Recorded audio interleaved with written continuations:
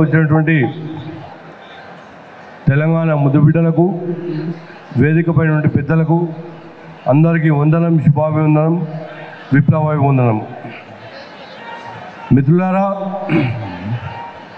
ఈరోజు మీ అందరు తెలుసు 1999న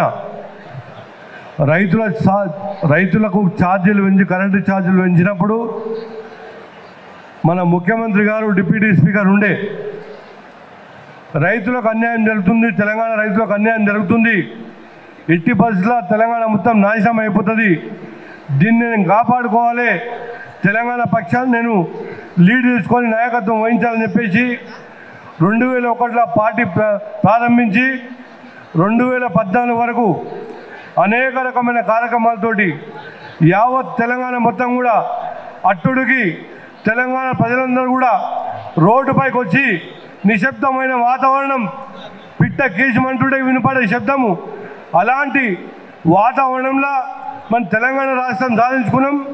తెలంగాణ రాష్ట్రం సాధించుకున్న తర్వాత మరి ఏ రకమైన డెవలప్మెంట్ అవుతుందో ఇవాళ, ఎందుకంటే అతి సూక్ష్మంగా ఆలోచన చేసి ఏ ప్రాంతానికి ఏం కావాలి, ఏ వర్గానికి ఏం కావాలి అని ఆలోచన చేసి అన్ని రకాల సంక్షేమంతో పాటు డెవలప్మెంట్ కూడా సమాన ప్రతిపాదన ముందు ఆంధ్రవాసులు చాలామంది అంటారు, అది ఎల్బీనగర్ ఏందా ఇంత డెవలప్మెంట్ అయింది, ఏం పార్కులు, ఏం ఫ్లైఓవర్లు, ఏం టనల్స్, ఇంత డెవలప్మెంట్ అయింది, ఇంకా దేనికి వేస్తారు టీఆర్ఎస్ పార్టీకి వేయకపోతే. కాంగ్రెస్ గతంలో స్కామ్లకు నిలయం కాంగ్రెస్ పార్టీ మనందరూ తెలుసు, చాలా కాలం 50 సంవత్సరాలు పరిపాలించింది, కానీ తెలంగాణ గురించి ఏం చేయలే. సమైక్య పాలన కూడా తెలంగాణ మొత్తం దోచుకొని పోయి ఆంధ్రాకు పెట్టింది తప్ప దాని మీద మన నీళ్లు, నిధులు, నియామకాలు అనే పాఠంతో మనం బయటకు వచ్చాం, విజయం సాధించాం. మూడోసారి కేసీఆర్ గారు పెద్దల్ని ముఖ్యమంత్రి చేసి మన సుధిరెడ్డి గారిని కూడా అత్యధిక మెజారిటీతో గెలిపించి మనం అందరం కూడా మనకు కావాల్సిన పనులు, ఎందుకంటే మన మనిషి ఉంటే ఏ రాత్రైనా పోవచ్చు, ఏమైనా అడగవచ్చు.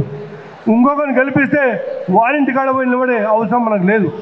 కాబట్టి మిత్రులందరూ కూడా దయచేసి అందరూ ఆలోచన చేసి ప్రత్యక్షంగా మనస్ఫూర్తిగా పార్టీకి పనిచేసి పెద్ద ఎత్తున గెలిపినారని కోరుకుంటూ సెలవు తీసుకోండి. Thank you very much.